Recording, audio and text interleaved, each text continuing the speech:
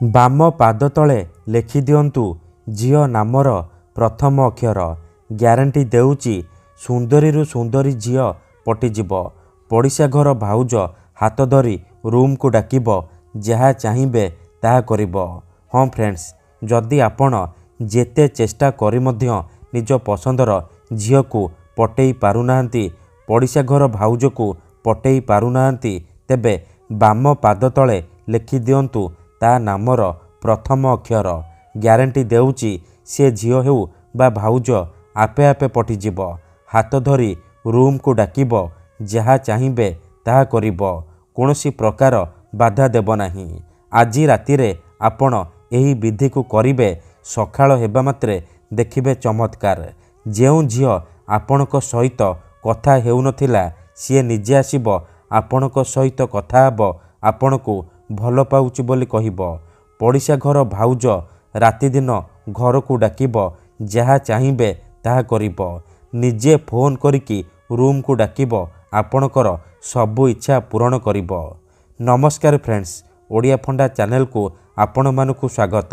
ଆଜିର ଏହି ବଶୀକରଣ ଏତେ ଶକ୍ତିଶାଳୀ କି ଯଦି ଆପଣ ଏହାକୁ ଠିକ୍ ଭାବରେ କରିଦେଲେ, ମୁଁ ଆପଣଙ୍କୁ ଯେମିତି ଶିଖେଇବି ଆପଣ ଠିକ୍ ସେହିପରି କରିଦେଲେ, ତେବେ ମୁଁ ଆପଣଙ୍କୁ ଗ୍ୟାରେଣ୍ଟି ଦେଉଛି ଆପଣ ଯେଉଁ ଝିଅକୁ ଚାହିଁବେ ତାକୁ ଅତି ସହଜରେ ନିଜ ବଶରେ କରିପାରିବେ। ଆଉ ତାଠାରୁ ନିଜର ମନ ଚାହୁଁଥିବା କାମ ହାସଲ କରିପାରିବେ। ସିଏ ଟାଣି ହୋଇ ଆପଣଙ୍କ ପାଖକୁ ଆସିବ, ଆପଣଙ୍କର ସବୁ ଇଚ୍ଛା ପୂରଣ କରିବ। ତେବେ ବିଧିଟି ଜାଣିବା ପୂର୍ବରୁ ମୋର ଆପଣମାନଙ୍କୁ ଅନୁରୋଧ କି ଯଦି ଆପଣ ଆମ ଚ୍ୟାନେଲକୁ ନୂଆ ଆସିଛନ୍ତି, ତେବେ ଦୟାକରି ଚ୍ୟାନେଲକୁ ସବସ୍କ୍ରାଇବ୍ କରି ପାଖରେ ଥିବା ବେଲ୍ ଆଇକନ୍କୁ ମଧ୍ୟ ଦବାଇ ଦିଅନ୍ତୁ, ଯାହାଦ୍ୱାରା ଆମେ ଯେଉଁ ବି ଭିଡ଼ିଓ ଅପଲୋଡ଼ କରିବୁ ସର୍ବପ୍ରଥମେ ଆପଣ ଦେଖିପାରିବେ। ଠିକ୍ ଅଛି, ତେବେ ମନେ ରଖନ୍ତୁ ଏହି ବଶୀକରଣ ବିଧିକୁ ଆପଣ ଯେବେ ବି କରିବେ ସମ୍ପୂର୍ଣ୍ଣ ଭରସା, ବିଶ୍ୱାସ ଆଉ ନିଷ୍ଠାର ସହିତ କରିବେ। ଶାନ୍ତ ମନରେ ସେ ଝିଅ ବା ନାରୀକୁ ମନେ ମନେ ଭାବିକି ଆପଣ ଏହି ବଶୀକରଣକୁ ଆରମ୍ଭ କରିବେ। ତେବେ ଯାଇକି ଆପଣଙ୍କର ବଶୀକରଣ ସିଦ୍ଧ ହେବ ଆଉ ଆପଣ ଯାହାକୁ ଚାହିଁବେ ତାକୁ ନିଜ ବଶରେ କରିପାରିବେ। ଠିକ୍ ଅଛି, ତାଠାରୁ କିଛି ବି କାମ ହାସଲ କରିପାରିବେ। ବିଧିଟି ଜାଣିବା ପୂର୍ବରୁ ମୋର ଆପଣମାନଙ୍କୁ ଆଉ ଗୋଟିଏ ଅନୁରୋଧ ଶୁଣି ନିଅନ୍ତୁ। ମନରେ କୌଣସି ଖରାପ ଉଦ୍ଦେଶ୍ୟ କିମ୍ବା କୌଣସି ଖରାପ କାମ ପାଇଁ ଆପଣ ଏହି ବଶୀକରଣ ମନ୍ତ୍ରକୁ ପ୍ରୟୋଗ କରିବେନି। କାହିଁକି ନା ଯେଉଁ ଝିଅ ବା ଭାଉଜ ଉପରେ ଆପଣ ଏହି ବଶୀକରଣକୁ ମାତ୍ର ଗୋଟିଏ ଥର ପ୍ରୟୋଗ କରିଦେବେ, ସିଏ ଆପଣଙ୍କ ପ୍ରେମରେ ଦିବାନୀ ହୋଇଯିବ। ପାଗଳି ପରି ଆପଣଙ୍କୁ ଭଲ ପାଇବାକୁ ଲାଗିବ। ଆପଣଙ୍କୁ ନ ଦେଖି ରହିପାରିବନି। ଏହି ବଶୀକରଣର ଅନେକ ଫାଇଦା ଅଛି। ତନ୍ତ୍ର ମନ୍ତ୍ରରେ ଇଏ ସର୍ବଶ୍ରେଷ୍ଠ ବଶୀକରଣ। ଏହାର ପ୍ରୟୋଗରେ ଆପଣ ଶାଶୁ, ନଣନ୍ଦ, ଦିଅର, ଭାଉଜ କାହାକୁ ବି ନିଜ ବଶରେ କରିପାରିବେ ଆଉ ତାଠାରୁ ନିଜର ମନ ଚାହୁଁଥିବା କାମ ହାସଲ କରିପାରିବେ। ଯଦି ଆପଣ କେଉଁ ଝିଅକୁ ବହୁତ ଦିନ ହେଲା ଭଲ ପାଉଛନ୍ତି, ହେଲେ ସିଏ ଆପଣଙ୍କୁ ଧୋକା ଦେଇଛି, ଆପଣଙ୍କ ସହିତ କଥା ହେଉନି, ଆପଣଙ୍କ ନମ୍ବର ବ୍ଲକ୍ କରିଦେଇଛି, ଅନ୍ୟ କାହା ସହିତ କଥା ହେଉଛି, ଅନ୍ୟ କାହାକୁ ଭଲ ପାଉଛି ଆଉ ଆପଣ ତାକୁ ଫେରି ପାଇବାକୁ ଚାହୁଁଛନ୍ତି, ତା ବିନା ବଞ୍ଚିପାରିବେନି ଭାବୁଛନ୍ତି, ତେବେ ଆଜିର ଏହି ଭିଡ଼ିଓଟି ଆପଣଙ୍କର ଇଚ୍ଛାକୁ ପୂରଣ କରିବ। ମାତ୍ର ଥରେ ଏହି ଉପାୟ କରିକି ଦେଖନ୍ତୁ। ଆପଣଙ୍କ ପ୍ରେମିକା ବା ପ୍ରେମିକ ଯେତେ ଦୂରରେ ଥିଲେ ମଧ୍ୟ ରାତିଦିନ ଆପଣଙ୍କ କଥା ଭାବିବ, ନିଜେ ଆସିବ ଆପଣଙ୍କର ପାଦ ତଳେ ପଡ଼ିବ, ଆପଣଙ୍କୁ ଭଲ ପାଉଛି ବୋଲି କହିବ। ହଁ ଫ୍ରେଣ୍ଡସ୍, ଏଥିପାଇଁ ଆମର ତନ୍ତ୍ରଶାସ୍ତ୍ରରୁ ମୁଁ ଆଜି ଆପଣଙ୍କ ପାଇଁ ଏମିତି ଏକ ପ୍ରଚଣ୍ଡ ମହାଶକ୍ତିଶାଳୀ ବଶୀକରଣ ନେଇ ଆସିଛି। ଏଥିପାଇଁ ଆପଣଙ୍କୁ ବେଶୀ କିଛି କରିବାକୁ ପଡ଼ିବନି। କେବଳ ବାମ ପାଦ ତଳେ ଝିଅ ନାମର ପ୍ରଥମ ଅକ୍ଷର ଲେଖିବାର ଅଛି। ତାପରେ ଦେଖିବେ ଚମତ୍କାର।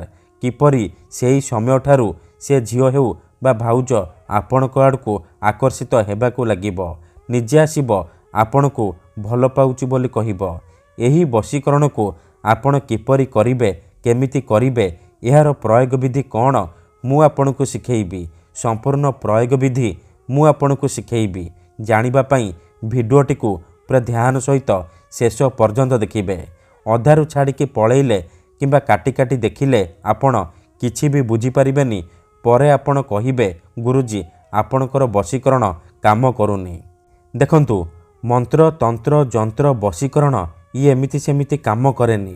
ମନରେ ସମ୍ପୂର୍ଣ୍ଣ ବିଶ୍ୱାସ ନିଷ୍ଠା ଆଉ ଏକାଗ୍ରତାର ସହିତ ଆପଣଙ୍କୁ ଏହି ବଶୀକରଣ କରିବାକୁ ପଡ଼ିବ।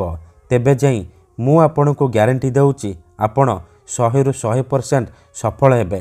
ତେଣୁ ଯଦି ଆପଣ ଏହି ବଶୀକରଣ କରିବାକୁ ଚାହୁଁଛନ୍ତି, ସେ ଝିଅ ବା ଭାଉଜକୁ ପଟେଇବାକୁ ଚାହୁଁଛନ୍ତି, ତେଣୁ ମୋର ଆପଣମାନଙ୍କୁ ଅନୁରୋଧ କି ଆପଣ ଭିଡ଼ିଓଟିକୁ ପୁରା ଧ୍ୟାନ ସହିତ ଶେଷ ପର୍ଯ୍ୟନ୍ତ ଦେଖିବେ। ମନେ ରଖନ୍ତୁ, ଏହି ବଶୀକରଣ ବିଧିକୁ ଆପଣ କେଉଁ ବି ଦିନ କେଉଁ ବି ବାରରେ କରିପାରିବେ, କିନ୍ତୁ ଯେବେ ବି କରିବେ ରାତି 10ଟାରୁ ରାତି 12ଟା ମଧ୍ୟରେ କରିବେ। ବିଧିଟି କରିବା ପୂର୍ବରୁ ଭଲ ଭାବରେ ହାତ ଗୋଡ଼ ମୁହଁ ଧୋଇକି ଆପଣ ଏହି ବଶୀକରଣ ବିଧିକୁ ଆରମ୍ଭ କରିବେ। ଏହି ଜିନିଷର ପ୍ରଥମେ ଆପଣ ଧ୍ୟାନ ରଖିବେ। ତାପରେ ଯେତେବେଳେ ଆପଣ ଏହି ବଶୀକରଣ କରିବା ପାଇଁ ଯିବେ, ନିଜର ଶୋଇବା ସେଜ ଉପରେ ଆପଣ ପଶ୍ଚିମ ଦିଗକୁ ମୁହଁ କରିକି ବସି ପଡ଼ିବେ। ତାପରେ ନିଜର ବାମ ପାଦ ତଳେ ନାଲି କଲମର ସାହାଯ୍ୟରେ ଯେଉଁ ଝିଅ ବା ନାରୀକୁ ଆପଣ ବଶୀକରଣ କରିବାକୁ ଚାହୁଁଛନ୍ତି ତା ନାମର ପ୍ରଥମ ଅକ୍ଷର ଲେଖିଦେବେ। ଦେଖନ୍ତୁ, ମନେକର ଆପଣ ଯେଉଁ ଝିଅ ବା ନାରୀକୁ ପଟେଇବାକୁ ଚାହୁଁଛନ୍ତି ତାର ନାମ ହେଉଛି ସବିତା, ତେବେ ଆପଣ ତା ନାମର ପ୍ରଥମ ଅକ୍ଷର ନିଜର ବାମ ପାଦ ତଳେ ଲେଖିଦେବେ। ପ୍ରଥମ ଅକ୍ଷର ଲେଖିସାରିବା ପରେ ତା ଉପରେ ଆପଣ ଗୋଟିଏ ଗୋଲ ବୁଲେଇ ଦେବେ, ଯେମିତି ସେ ଗୋଲ ଭିତରେ ନାମର ପ୍ରଥମ ଅକ୍ଷର ରହିବା ଦରକାର। ଏତିକି କରିସାରିବା ପରେ ଆପଣ ସେ ଝିଅ ବା ନାରୀକୁ ମନେ ମନେ ଭାବିବେ, ତାର ମୁହଁକୁ ନିଜ ମନରେ ଭାବିବେ। ତାପରେ ମୁଁ ଆପଣଙ୍କୁ ଗୋଟିଏ ମନ୍ତ୍ର କହୁଛି, ଏହି ମନ୍ତ୍ରକୁ ଆପଣ 3 ଥର ପଢ଼ିବେ। ମନ୍ତ୍ରଟି ଏହିପରି: ଓମ୍ କ୍ଲିଂ କ୍ଲିଂ ଆମୁକଂ ଚଂ ଚଂ ସ୍ୱାହା। ଓମ୍ କ୍ଲିଂ କ୍ଲିଂ ଆମୁକଂ ଚଂ ଚଂ ସ୍ୱାହା। ଏଠାରେ ଆମୁକଂ ଜାଗାରେ ଆପଣ ସେଇ ଝିଅ ବା ନାରୀର ନାମ କହିବେ ଯାହାକୁ ଆପଣ ନିଜ ବଶରେ କରିବାକୁ ଚାହୁଁଛନ୍ତି। 3 ଥର ମନ୍ତ୍ର ପଢ଼ି ସାରିବା ପରେ ଆପଣ ସେ ଯେଉଁ ନାଁର ପ୍ରଥମ ଅକ୍ଷର ଲେଖିଛନ୍ତି ସେଥିରେ 3 ଥର ଫୁଙ୍କିଦେବେ। ଏତିକି କରିସାରିବା ପରେ ଆପଣ ଶୋଇପଡ଼ିବେ। ସକାଳୁ ଉଠିବା ମାତ୍ରେ ଆପଣ ଦେଖିବେ ସେ ଝିଅ ନିଜେ ଆସିବ, ଆପଣଙ୍କ ସହିତ କଥା ହେବ, ନହେଲେ ଆପଣଙ୍କୁ ଫୋନ୍ କରିବ। ଧନ୍ୟବାଦ।